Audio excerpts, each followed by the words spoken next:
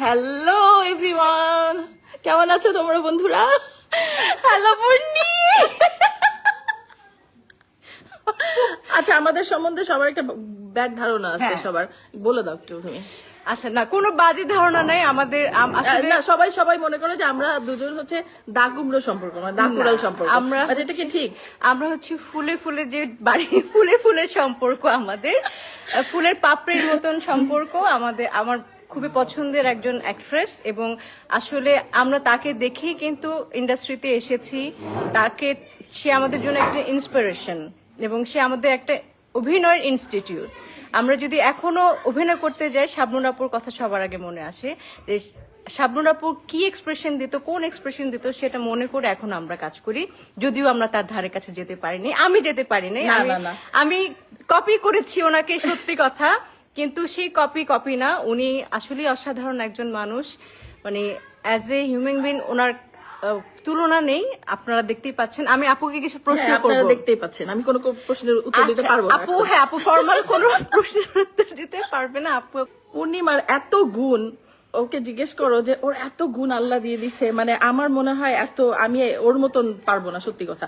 এত সুন্দর করে কিভাবে কথা বলে, এত সুন্দর করে স্টেজে কিভাবে পারফরমেন্স করে, মানে ওর গুণ দেখলে মানে ওর গুণের আর শেষ নাই।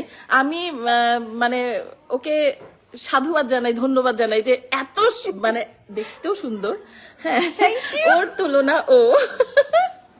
আমি অনেক খুশি হয়েছি ও যখন আসছে অস্ট্রেলিয়াতে। আমি জানতাম না যে ও কোথায় আছে, সো আমি ওকে হারিকেন জ্বালায় খুঁজে আমি আজকে আমিও খুঁজতেছি, মানে তারপরে পেয়ে গেলাম। কিভাবে জানি, আমি ওনাকে খুঁজতেছি, তারপর হচ্ছে উনিও আমাকে খুঁজতেছে। দেখো, মনের টানে হ্যাঁ চলে আসছে। আচ্ছা আপু, আমি যে আপনার কপি করেছিলাম একটা প্রোগ্রামে, কেমন লেগেছে আপনার? দারুন। আমি তো সবাইকে বলি যে তোমার এত গুণ থেকে এত সুন্দর করে তুমি কিভাবে নকল করো। নকল করাটাও তো অনেক কঠিন ব্যাপার, ঠিক না? বলেন আপনারা। আমি নিজেও কিন্তু পারবো না এরকম নকল করতে, সত্যি। আজকে আমরা দুইজনই মনে হচ্ছে যে যার প্রশংসা করে পাঠাই ফেলবো।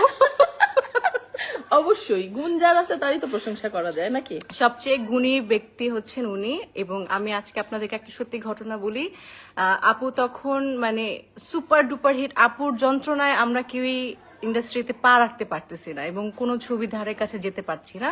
তো যখনই আমি শুটিং করতাম, আমাদের যে কোরিওগ্রাফার ছিলেন, ডিরেক্টররা ছিলেন, তখন বলতেন যে কি এক্সপ্রেশন দাও, শাবনূরের মতন করো, শাবনূরকে নকল করো, শাবনূরকে কপি করো। এই যে আমার মাথায় ঢুকছে, শাবনূরের চেয়েও ভালো নকল করতে পারে। না, যে আমার কন্টিনিউয়াসলি ফোন চলে আসে। অসুবিধা নাই।